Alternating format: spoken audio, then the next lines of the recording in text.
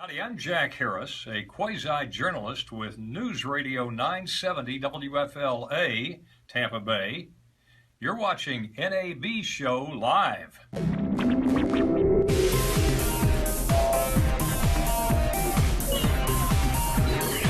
Live from Las Vegas, this is NAB Show Live, produced by Broadcast Beat.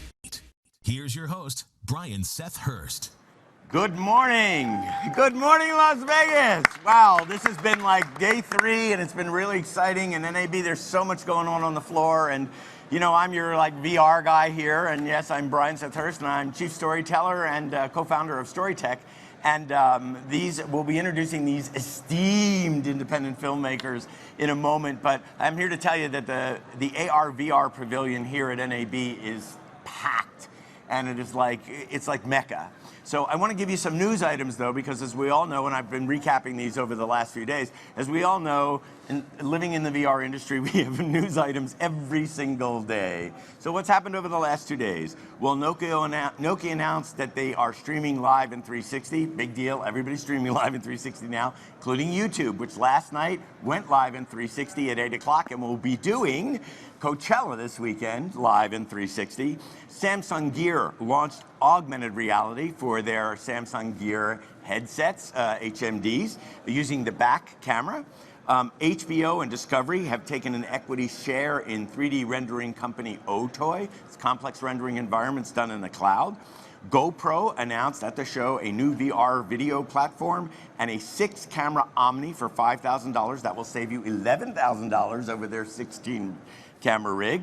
And Liquid Cinema, they were on the show yesterday. They announced a new post-production software that actually allows for forced perspective, and as well, you don't have to bake in your graphics. It's layered graphics, so it's like brilliant. So, okay, great. The big news that happened this morning, Riot bought by Verizon and AOL. Oh my God. Yeah, Riot were bought this morning. Wow. Oh yes, because Bryn was on the show and he said, I have an announcement to make, but only in 2 days. So isn't that great? Yeah, isn't that great? Good for them.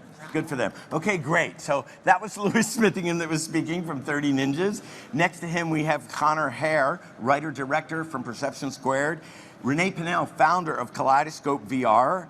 And Annie Lukowski from Vanishing Point Media. Welcome. So I'm going to start. So I was waiting for this panel because I believe, and you can all nod your heads in agreement, I believe the real progress that's taking place in cinematic, if you want to call it, I call it immersive forward-moving narrative, virtual reality is coming from independent filmmakers. They are hacking the cameras. They are allowing the technology to serve the story. Thank you for nodding. They're allowing the technology to serve the story. And in our business, our very special model is we actually embed independent filmmakers in existing productions and production companies to onboard capabilities relatively quickly to be more efficient and less cost. So I have been following all of you. It's like I told Annie this morning, I've been admiring you from afar. She's like, why didn't you introduce yourself? So I didn't want to appear like I was stalking. But actually, I'm going to start with Renee, because you are founder of Kaleidoscope VR, and it was, in the interest of full disclosure, I work with Connor, and it's how I found Connor. And I actually had to call you out of the blue, cold call you to say, hey, I saw this piece, I don't know what the name of it is, but it does this. And you said, well, that's Connor Hare. And I said, can you give me his number so I can get in touch with him? Tell us about Kaleidoscope VR. You just came back from a world tour. This is independent filmmakers, correct?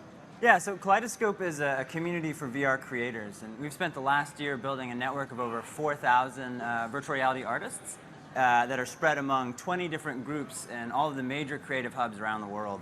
We just finished a 10-city tour of Europe and Asia.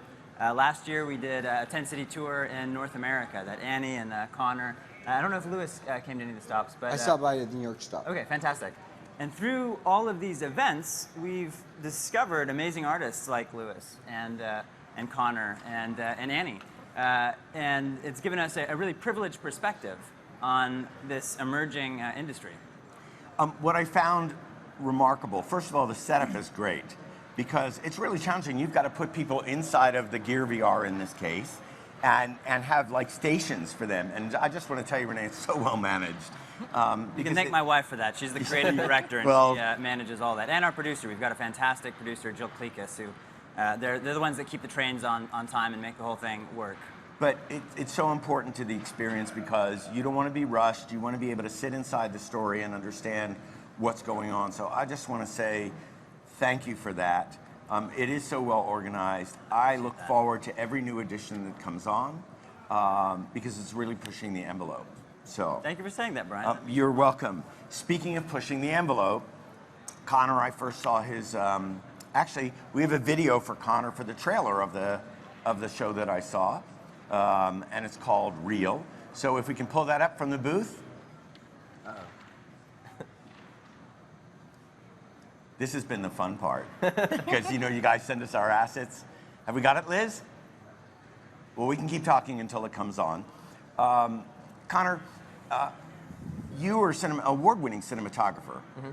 Before all of this, what made you get into VR and how are you hacking? Well, I got into VR mainly just because I was interested in the gaming side of things. Once I saw it, I definitely saw potential for storytelling in that medium. And I think that's growing every day, and I think it's going to become its own thing. And there's going to be a lot of different things coming out of that. I think there'll be multiple mediums in the next 5 years that are all kind of spawning from virtual reality. When you say multiple mediums, I mean, what is your ultimate fantasy about that? How do you see that developing? I mean, I think just with like 360 video and with interactive experiences like on the Vive, there's a lot of different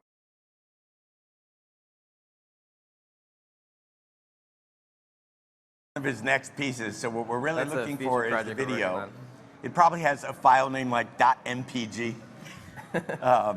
So MPEG codec, really? when I It's on the when I watched Real, what was interesting to me is I was right there with the main character. The perspective was so well done.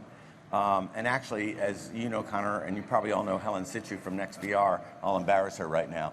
We put Helen in the headset in a hotel in New York. We were sitting in the lobby, and the tears started to come down out of the HMD. And here we go. Here's the trailer for Real.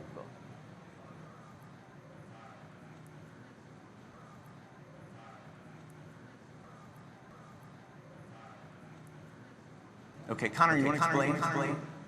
Whoa, That was cool. that's a sound effect. There it is. So can you explain a little bit about Real and how you had to like hack the cameras and to achieve that eye on eye? Yeah, I mean, with Real, it was really our first like venture into VR. I made the camera out of IKEA parts and wood, and it was kind of just 2 stock GoPros. I started experimenting and doing a lot of tests to try and figure out what would give accurate depth and make you feel like you're looking at a real person as much as possible. And another reason I wanted to stay 180 with it was to keep the resolution in front of you where you're looking for the most part. So explain the difference between 180 and 360 for people that don't understand. 180 is basically just a 180-degree dome that sits in front of you that's stereoscopic. It turns monoscopic towards the edges, but it's basically keeping. With 360, you're stretching the whole image around you, so even if you have a 4K image, you don't end up looking at 4K. You end up looking at closer to standard definition. So I wanted to keep as much resolution in the front as possible, and just try and make the most immersive thing I could for the resources we had. So there's a difference, and maybe we can speak to the differences. There's, Annie, I'm going to go to you for this. So you have 360. I think there's a split going on right now because, as I said yesterday, you're going to see a lot of 360 advertising on Facebook and YouTube. There was a great Ritz Crackers thing at Christmas time that could only be told in 360, and I have a pet peeve about that. Like, if you can tell a story just in flat screen cinema, please tell it there and not in VR. Because VR is such an opportunity for meeting, but you have 360 and 2D content, and you can view it on your phone. Then you have, Google Cardboard and head-mounted displays. But then there's stereoscopic. So there's 2D, and then there's 3D stereoscopic, and even computational photography. Yeah. So what is the difference between the 2D and 3D in terms of shooting and how you make an experience that someone, because the more real it is, the more you feel. Well, 2D versus 3D is really a budget question. It's a lot more expensive. It's a lot more time consuming. It's a lot more challenging. I think these technical components are very important, but to me, it's about the story. If you can get compelling characters in a difficult situation where they have clear wants, they have things that you're afraid for them, then you're going to connect. And in VR, we have this opportunity to just bring you into that world. And it's not, I mean, it's fun. We can have these great, zip lines through rainforests and all these fun things, but it's also the intimacy. You're in that room with them. You can empathize, be with them. You are transported to another place. And that's, to me, the draw. And it's the reaction shot that lasts for the whole scene. That's often forgot. The telling the story not in close-ups. I mean, I love working with actors. Well, your background is traditional film, so you Right. come as a traditional director Correct. to this medium. Right. And in traditional film, we use a lot of close-ups, and you Frame your shots. Frame your shots, and there's still framing in VR. I think the fact that framing is even more important, camera placement is even more important because, first of all, it's going to last a lot longer. You might have that camera position for the entire scene. The blocking, which I almost like to think of as choreography, because your actors have to dance in the frame in order to move the story along. I was telling Connor and I are working a project, and I'm telling him I'm actually writing in a circle. So I actually had, for myself, I just had to figure out how to, I'm writing along a circle. I'm writing what's happening in the 360 environment. Yeah. Just for myself. I don't know how he'll handle it when it turns over to him. But just for myself, because it's like writing in a dream state and imagining what's happening all around me and how it will affect my body. However, what I think a lot of people don't realize, and what I imagined, and when I met Connor, it was like, okay, Brian, now your imagination's real, is that you don't always have to have that singular point of view. No. You can move, you can transition. And a lot of people with cameras right now are just plunking them down in the center and telling the story around the camera and not really taking a traditional language of film and combining it with a new language. And Louis, I'm going to go to you for this. There's a new language that's being developed. I mean, you can't, when you're trying to, it's funny, I just got asked to write a glossary for VR, for the new language of filmmaking. And it's like, yeah, well, it's not quite there yet. So, I mean, maybe I can make it up and own some new terms. But what is the difference between traditional filmmaking and you're from 30 Ninjas and you work with Doug Lyman, traditional filmmaker, he owns the company. What is the difference? What would a traditional filmmaker need to know? I mean, you guys have hacked it to get in, you're following your gut. But if I'm a traditional filmmaker and I just want to move into the next thing and I want to be able to tell a story, what do I need to know? What's the language here? So there's two things. First, to back up on what you said about planting the camera in the middle, the best way that I tell people to not do that is think about VR like a hot tub. And it's super weird if you're at a party and you sit in the middle of the hot tub. That's really weird. And so don't do that to your viewer. Put your viewer at the side of the hot tub. And this is why you asked me whether this show was G-rated or PG. I get it. This is true. But to answer your question about traditional filmmaking, I work, we make action movies. And I make high action, intense VR. I show a video of my cat playing with a laser pointer. So if you have your cat and you're playing with a laser pointer, and the cat follows the laser pointer back and forth, if you're keeping it in its field of view, you turn the laser pointer off, it keeps looking, you turn it back on, it finds it, it goes right back on at it.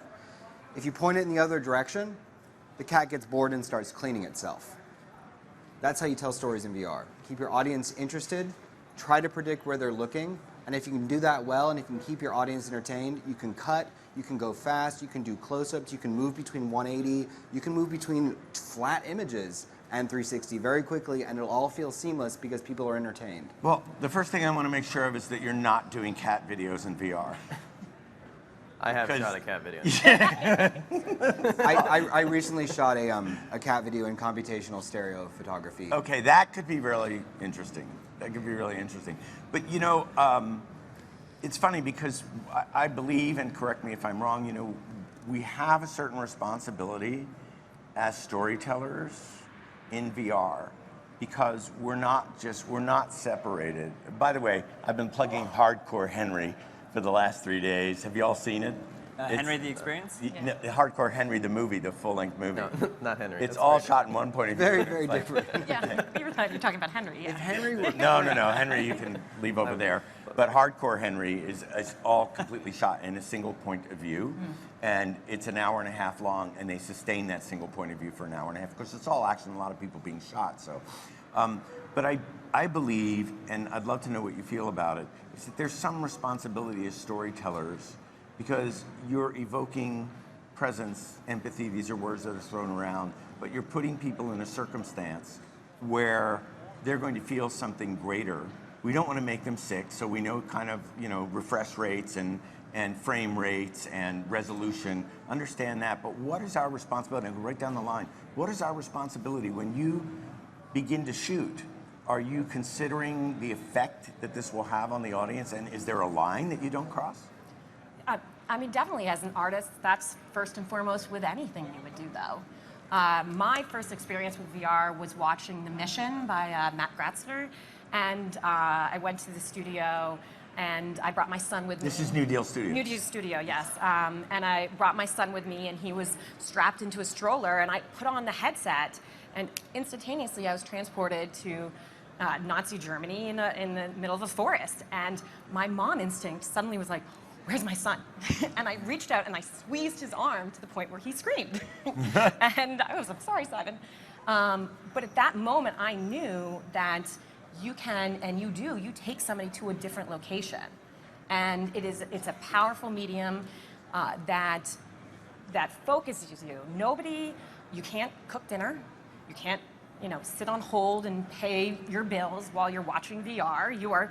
When you put on that headset, you are watching VR, which is great. I don't have to compete with all of that for television or film.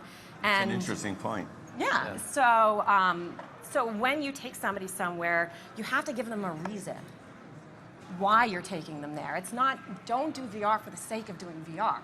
It's a lot of work. You have to download the videos sometimes. It takes people. Just from a sheer data perspective and what you have in terms of data cards, and if you're shooting with a 16 camera rig, then you've got to number all those things. Actually. But even the viewer, it's a lot of work on the viewer to put it in the headset. Yeah. So. It is. But it's interesting to me. Again, I've experienced Connors, and I was gently led into something. And before I knew it, I felt so badly for the main character. I literally felt what she was feeling. Mm-hmm. Was that your intention? And when you were doing it and writing the script, what was your responsibility to the viewer? Yeah, I think my main goal was just to kind of put you in her shoes. I think that's kind of a goal with most VR projects, is to take you and put you in someone else's shoes and let you see through their eyes. It's not the most uplifting film, no.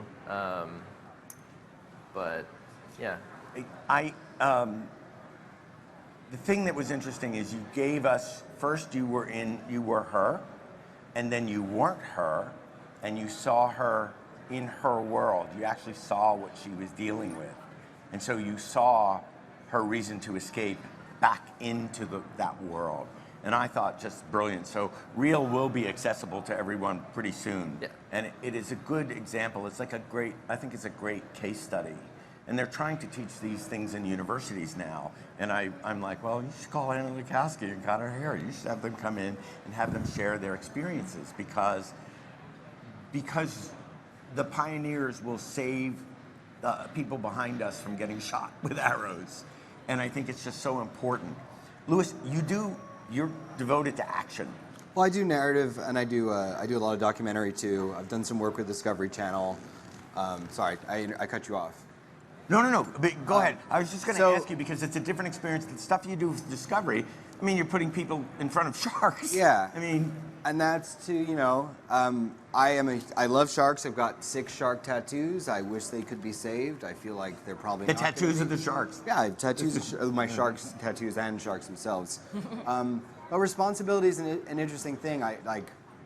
I feel the same responsibility in a lot of ways that I do as a normal filmmaker and when I was making normal films. I'm not making Irreversible. Irreversible in VR, Gaspar Noé, would be horrible. But maybe there's a place for that. I mean, we did a bunch of experiments recently trying to find the brown note in VR. Talk a little about that so people understand what that is, please.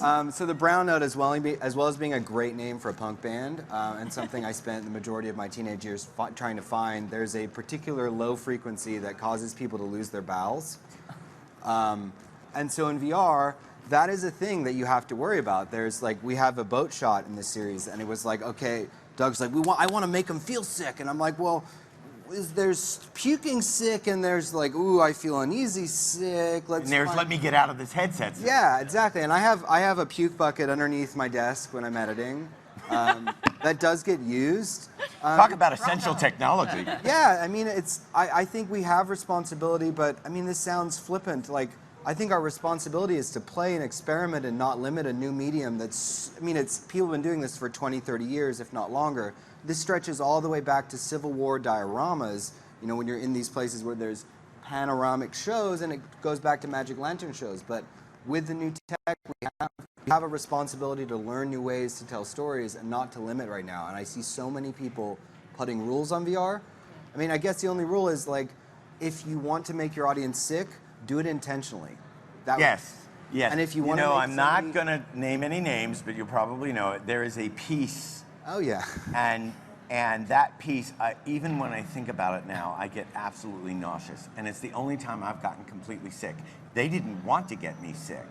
Now my question was, if I were 18 years old, would I have still gotten sick? But it doesn't matter, because this was for the audience. And I find it interesting that they have, like, comfortable for some. Are we going to have a rating system here? There's a lot of. But that relates to persistence of vision, and you know, it's simply the fact that people that have grown up in a digital era have been exposed at a very young age and have a zone of proximal image development that's dramatically higher than generations before, and we're able to see things.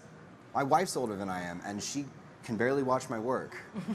But you know, it's a matter of. I don't know. We will see that. We will see ratings where it's like, hey man, if you have epilepsy, well, we already have that. All our films have epilepsy warnings in front of them. I feel like people kind of, you can get used to VR too. You can, like, if you do it enough, you will get less sick from it. Oh, I got a hint for you. So I told my chiropractor, I'm in this. How do I keep from getting dizzy? And he said, you know how I used to spin around as a child? He said, do that like 3 times a day. Spin in one direction for a few turns, spin in another direction for 2 turns. Just do it 3 times a day. Your body will get used to that. And he was absolutely right. Wow. I have nothing now, you know, unless it's bad VR, in which case it is. I want to talk about, just for a moment, bad VR. What is it doing to the industry? We have like a couple minutes before the break, but Renee, you have a bunch of criteria. Yeah. You really have to have good VR to be in these film festivals of yours. So the work we try to showcase in our festival is stuff that we think exemplifies, you know, the best in cinematic, interactive, virtual reality. But I don't think that bad VR is. I think bad VR you learn from, and that's one of the things that we encourage with having. A official showcase as well as a community showcase where we invite any artist to come to our events and show their work. And some of it's fantastic, like Connor was actually in the community showcase before, as well as Galvanized Souls. And some of that stuff isn't to your standard. Some of it's quite, you know, what you'd consider bad. But even that is really interesting because you can see somebody attempting to do something and say, that didn't work, but I've got an idea for how it might work. Or it's just a road sign that says, don't go here, right? But there is this point, you know, part of the challenge right now is consumer education. Right. And by the way, Amazon and Upload VR just have created a consumer education page to actually help people understand VR. But if people are releasing experiences that are not up to the kind of quality that you create, how does that advance our medium? That's my concern. Well, once we start, I think people like Renee are critical because the tastemakers are the ones that are going to teach the audiences, this is good, this is a work in progress. And once people know where to go, what to find, they'll be like, that's good, that's not good. You watch a bad TV show, you don't say, I don't like TV. True. But a bad TV show doesn't necessarily make you sick. We got to take a break. To what Lewis was saying, too. We got to take a break. Hold that thought because I don't want you to lose it. You're watching NAB live show from the Las Vegas Convention Center in Las Vegas. Nevada, and we are at the NAB show, and we'll be right back with more. Hi, everyone. I'm meteorologist Craig Adams from CBS 6 WRGB TV in Albany, New York, the world's very first television station. You're watching NAB Show Live.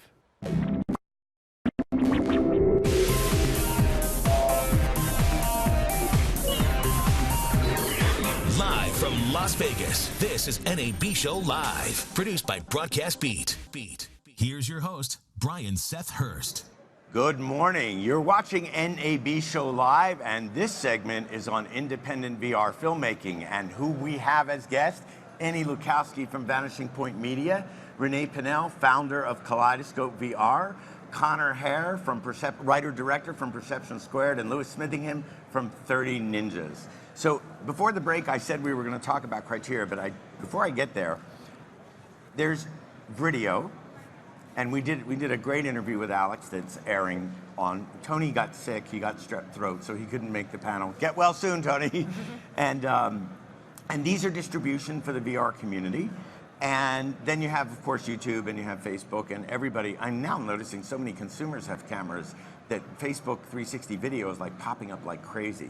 I wanted to ask you, before we talk about the criteria for selection for the Kaleidoscope Film Festival, and by the way, we have the Sundance Film Festival, we have the Virtual Reality Film Festival, there are award shows. You know you're getting somewhere when they're giving awards for what you're doing, or they're trying to give awards for what you're doing.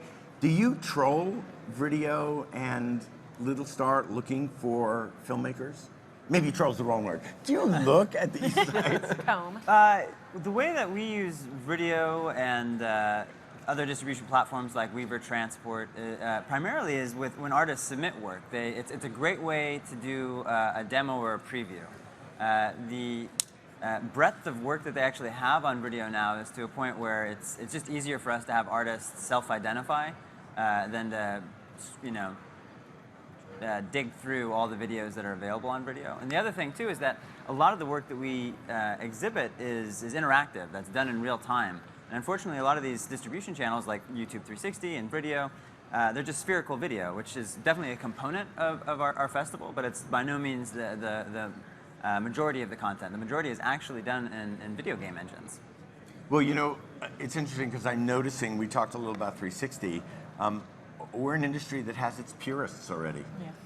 That will say, well, 360, that's not VR, and the consumer is thinking that they're watching VR, and maybe they're right, because you see 360/VR a lot. Yeah, there's definitely confusion over what is and isn't VR and where that line is. And that dates back, there's an article, or actually a large essay that has a glossary and has a definition from, I think it's 1991, The Metaphysics of VR.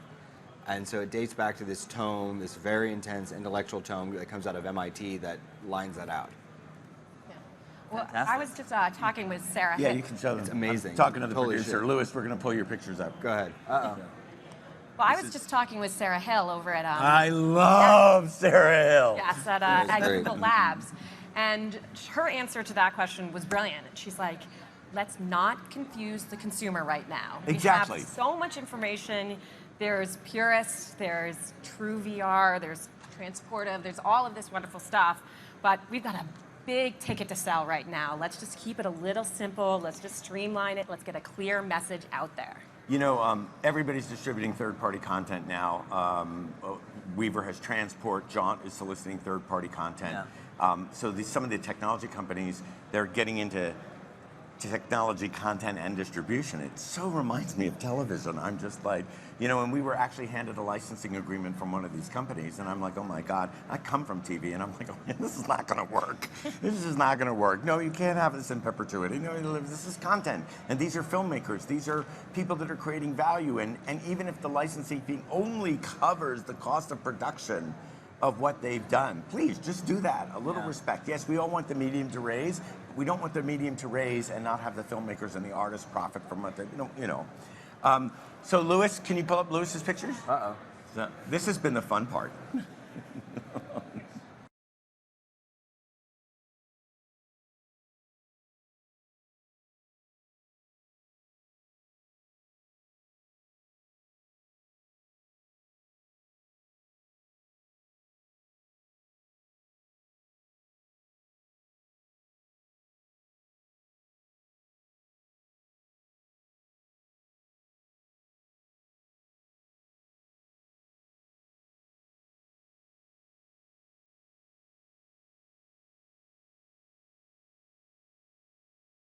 And then I got involved with 30 Ninjas with Doug.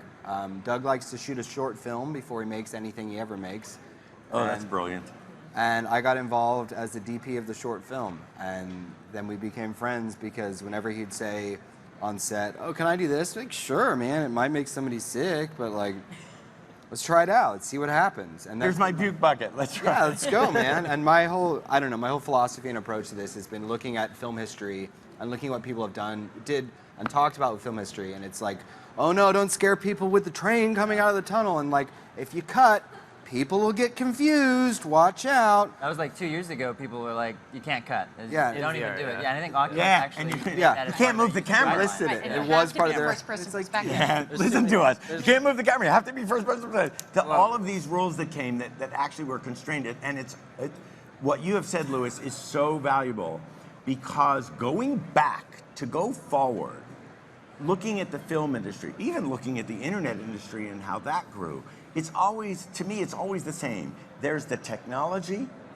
there's the fear, there's the artistry, there's the mastery, and then there's the business. you have, the same thing happened in Hollywood in the 20s where you had Hollywood turning out, quite frankly, total garbage. And then in Europe, you have Murnau, Lang. In Russia, you have Eisenstein, Budovkin. And then they all moved here. Yeah, then they did, and they made terrible movies here. Viva Mexico was a tragedy. Anyway, the point is like I see like stuff like Connor and Renee, and you guys are all making stuff where it's breaking code and it's trying to find stories and not trying to define it under these rigid rules that people lay out like they know better than anyone, which none of us know better. I'm sorry. Well, it's interesting because best practices, it's the Wild West. And, have any of you seen, and we talked a little bit about it on yesterday's show, has anybody seen the behind the scenes of Justin Lin's Help?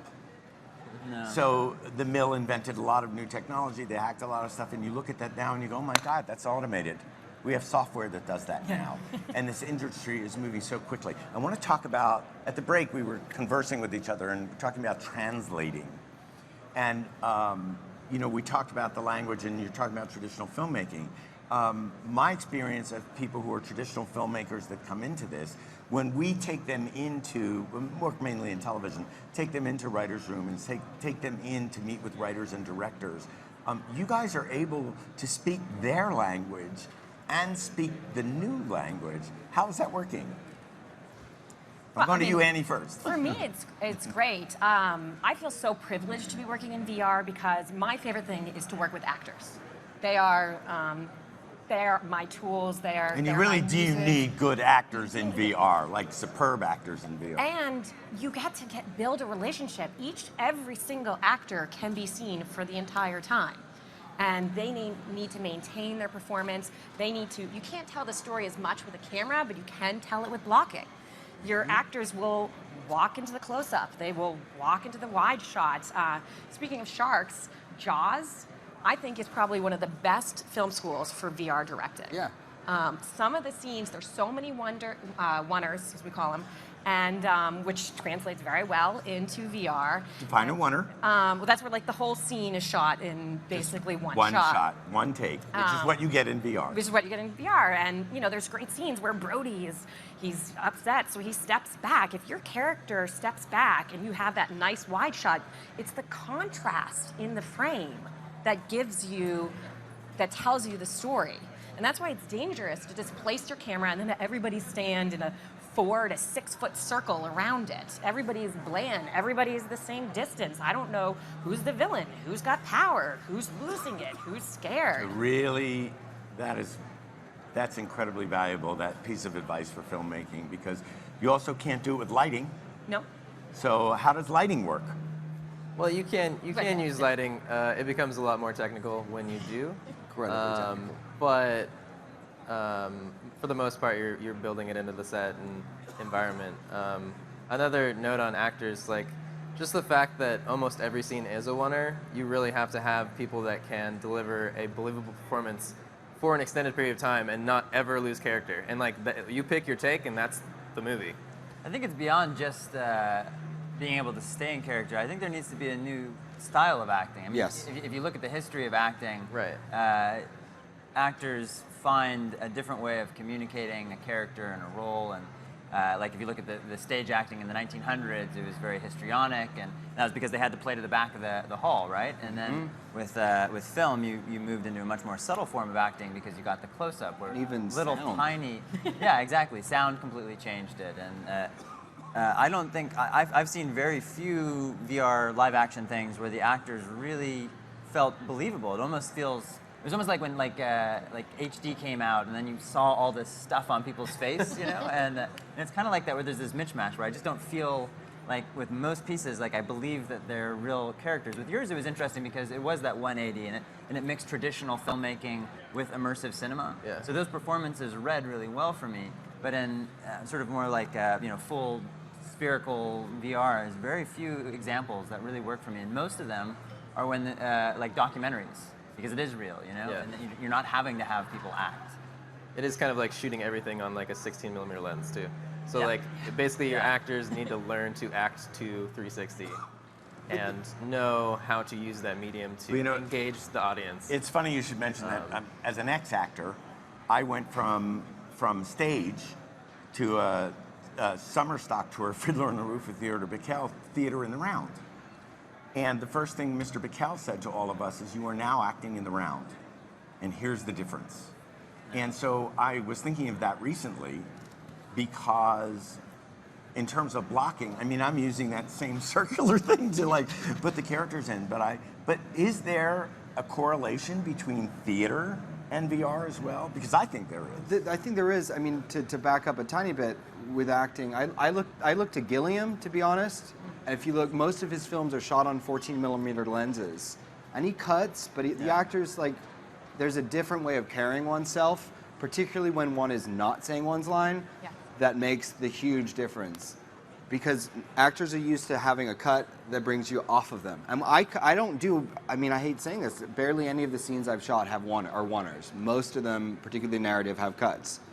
But it's about what they're doing when they're not saying their line that I've found is so difficult for actors, because it's this, like, they have to stay in the whole way through. And you look at Gilliam films that are shot on a 14, or some of them are actually shot on that, like, mythic 7mm Nikkor. That's insane that he shot with that, but you have to be on at all times, and you have to be really aware of your mise en scène, and you have to be really aware of your space. And theater does play in as well, obviously, for that same reason. But to piggyback off of that, I like to call it the reaction shot, which is so critical, and we forget that that's actually where the empathy comes in. It's the character, it's how whatever crazy situation lands on somebody that you as a viewer sympathize with and connect with, and you realize, oh, that's what, oh, this is crazy, oh, this is scary, oh, this is difficult. And it's these reaction shots that normally you would cut to and you'd prep. But I'm having them as can't the do that. viewer. I'm having those reaction shots. Right. The viewer. But often you're no, probably but missing them. Through a Because character. you'd be looking at somebody and you don't know when to have that reaction. Right. You know, Which is when why the- you have to place them correct. You have to place your Yeah. actors correctly. Yeah. Well, all I can tell you is that Connor's casting for real, all you have to do is cast an actor with incredibly piercing blue eyes that you would look into anyway.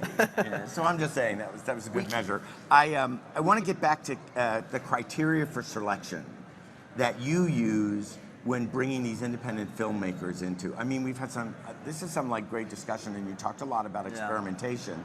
And what is the DMZ zone Title I? The woman that shot in Korea. DMZ No Man's Land. DMZ No Man's Land. I mean, when you saw that, so this woman could not shoot in North Korea.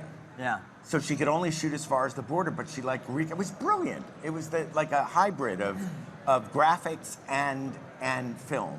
That was actually, none of that was live action. That was all done in the game engine.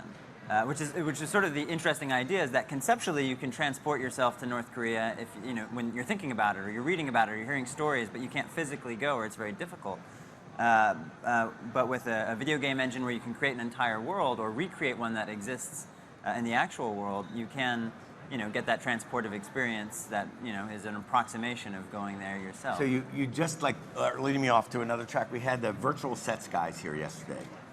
And they create these amazing virtual sets, so nobody has to build them. And now they have a way to render live the news person, the newscaster, in 3D.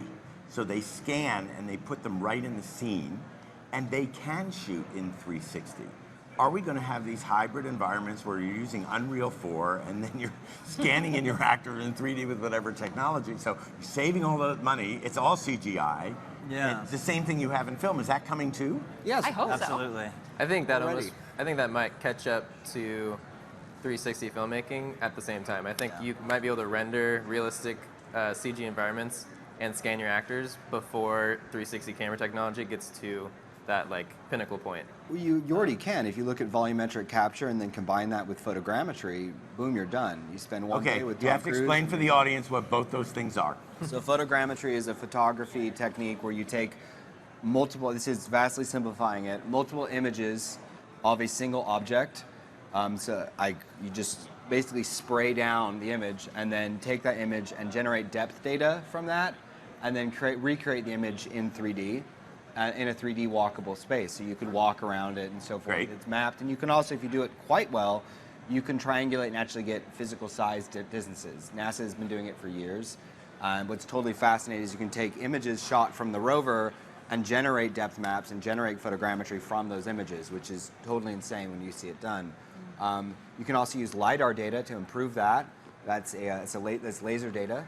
And then also volumetric capture is using multiple camera arrays. I used it when I was doing bullet time. Intel and this company called 3D just did an amazing piece where they built an array around an NBA goal. Sorry, I don't play sports, so I'm terrible at this. Anyway, the point is anytime anyone made a basket, it's capturing on a loop. I think it was about a 15-second delay loop. And it generates a volumetric capture by firing around the person. So that person then becomes a 3D depth map. Because you know where the camera positions are, you can then figure out, oh, well, this pixel is here in this space, and this pixel is here. Let's generate a 3D object and move around it and see that basket in a very, very finite way. And we have that already. Companies like 8i are doing that incredibly Yeah, I was just well. going to ask you, it does sound like what 8i is doing and what Lincoln Gaskins is doing. You know, the processing power, it's doubling. It's almost like the technology is this the perfect storm for us? Well, did anybody see the Cadillac camera last night? No. Or I mean, sorry, the Litro? Yeah, it's amazing. It's 2 tons, Oh, the size of a Cadillac.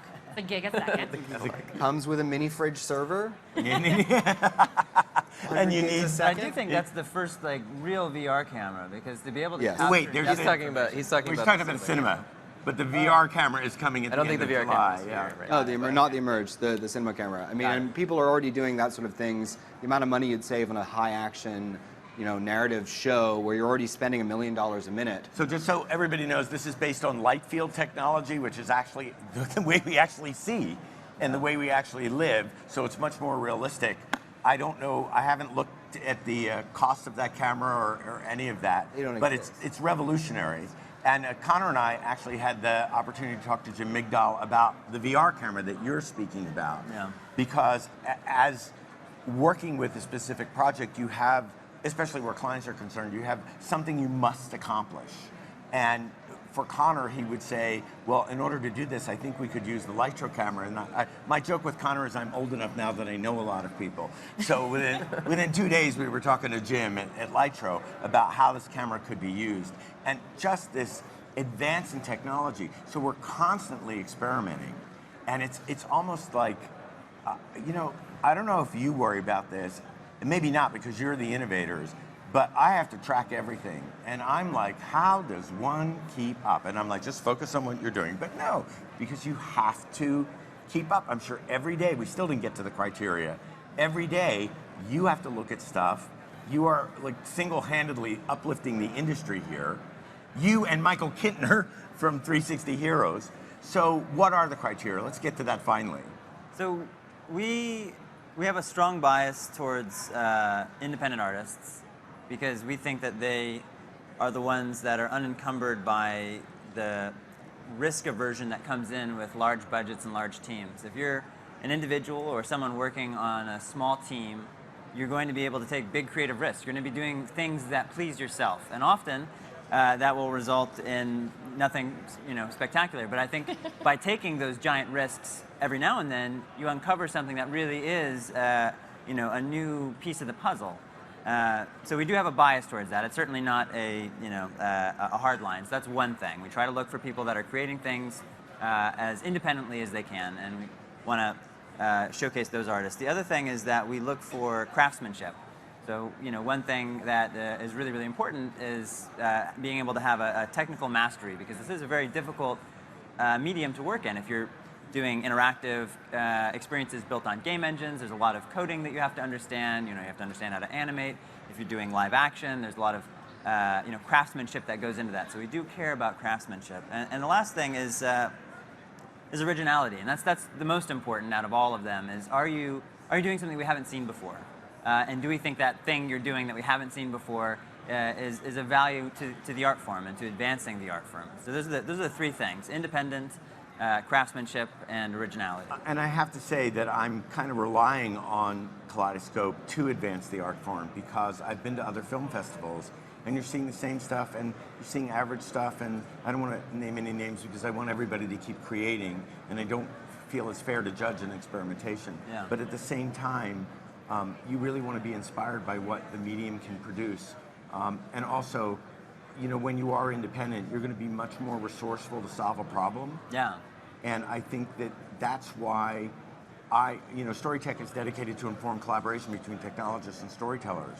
And I love the fact that you guys are working and you can actually begin to help inform some of the development of the technology based on your experience. It's like James Cameron kind of reinvented what 3D was about, because the lenses didn't converge, and so you couldn't get the same emotional value that you would get in moving in and out of a shot. Mm-hmm. And so that's a perfect example of a storyteller being able to dictate the technology that actually serves the story. So, well, a lot of the artists in our community are making that technology, and that's the interesting thing about this community, is that it's such a tech-heavy feat to pull off one of these films that often you're best positioned to solve your own problem.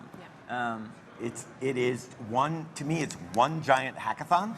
Yeah, and there's a couple. It's so funny, and I hate saying this, it sounds so millennial of me, but there's a couple of Facebook groups where, like you're saying, how do you keep them? Oh yeah, I'm in those groups. And it's like there's a couple of them where it's like everyone I know is in that, and that's how you keep up. And you see all these gacky rigs that make no sense. And I gotta say that the community itself. We're gonna have to wrap up here in a minute, but I gotta say the community itself.